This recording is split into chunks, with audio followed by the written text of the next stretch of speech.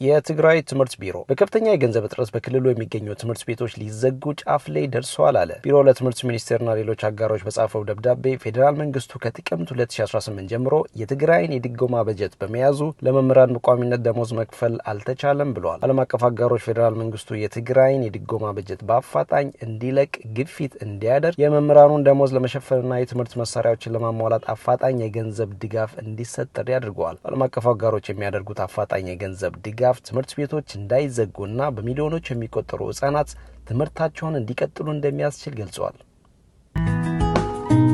ተቃዋሚው ጎጎት ፓርቲ በማዕከላዊ ኢትዮጵያ ክልል ምስራቅ ጉራጌ ዞን ምስራቅ መስቃን ወረዳ የካቲት 26 በተፈጸመ ጥቃት 3 ሰዎች ሲገደሉ 2ቱ ከፍተኛ የአካል ጉዳት ደርሶባቸዋል አለ።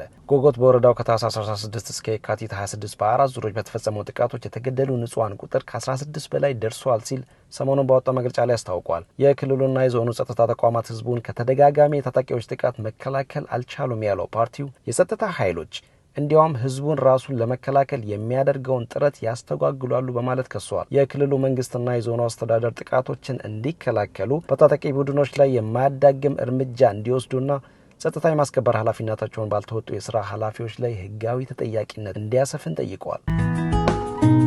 ጉግል ኩባንያ በሰው ሰራሽ የመረጃ የፍለጋ ወይም ሰርች አገልግሎቱ ውስጥ አማርኛን፣ አፋን ኦሮሞንና ሶማሊኛን ማካተቱን አስታወቀ። ጉግል በፍለጋ አገልግሎቱ ውስጥ ካካተታቸው 13 የአፍሪካ ቋንቋዎች መካከል የምስራቅ አፍሪካው ስዋሂሊና የናይጄሪያዎቹ ሀውሳና ዮሩባ ይገኙበታል። የቋንቋዎቹ በጉግል የመረጃ ፍለጋ አገልግሎት ውስጥ መካተት በብዙ ሚሊዮኖች የሚቆጠሩ የቋንቋዎቹ ተናጋሪዎች ከጉግል መረጃዎችን በቀላሉ እንዲፈልጉ በጽሁፍ፣ በድምጽ ወይም በምስል አማካኝነት ከጉግል የፍለጋ አገልግሎት መስጫ ገጽ ጋር በቀጥታ እንዲገናኙ ያስችላቸዋል። ጉግል እርምጃውን የወሰደው በአፍሪካ የዲጂታል አገልግሎቶች ተደራሽነትን በስፋት ለማዳረስ መሆኑን የገለጸ ሲሆን እርምጃው በአህጉሪቱ በብዛት የሚነገሩ ቋንቋዎች የዲጂታል አገልግሎቶች ፍላጎት ከፍተኛ መሆኑን የሚያሳይ መሆኑንም ጠቅሷል።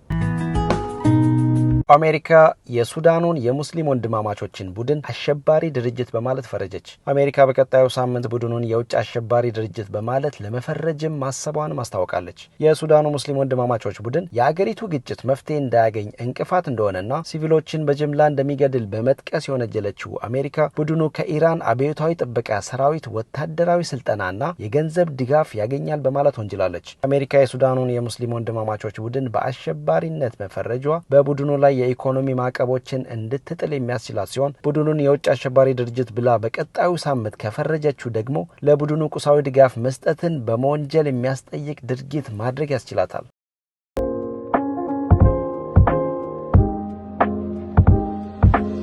አዲስ የጦርነት ስጋት የትግራይ ተወላጆች ከሰሜን ኢትዮጵያ ለቀው እንዲወጡ እያደረገ ነው ሲል የፈረንሳይ ዜና አገልግሎት ኤኤፍፒ ዘገበ። የዜና ወኪሉ በትግራይ ክልል መዲና መቀለ በእኩለ ሌሊት የጀርባ ቦርሳና ሻንጣ የያዙ በርካታ ወጣቶች ወደ አዲስ አበባ የሚወስዳቸውን አውቶቡስ በማፈላለግ ላይ መሆናቸውን መመልከቱን ገልጿል። በፌዴራል መንግስቱና በትግራይ ኃይሎች መካከል በተደረገውና ቢያንስ የ600,000 ሰዎችን ህይወት በቀጠፈው የእርስ በርስ ጦርነት ውስጥ በትግራይ በኩል በመሆን ተሳትፎ የነበረው አንድ የ23 ዓመት ወጣት አዲስ ግጭት መከሰቱ አይቀሬ መሆኑ እንደሚያሰጋው ተናግሯል። እዚህ መቆየት ከእንግዲህ አስተማማኝ አይደለም የሚለው ይህ ወጣት ሰዎች ሲሞቱ አይቻለው፣ ያንን ደግሜ ማየት አልፈልግም፣ ጦርነቱ ዳግም እንዲደርስብኝ አልፈልግም ሲል ስጋቱን ለኤኤፍፒ ገልጿል።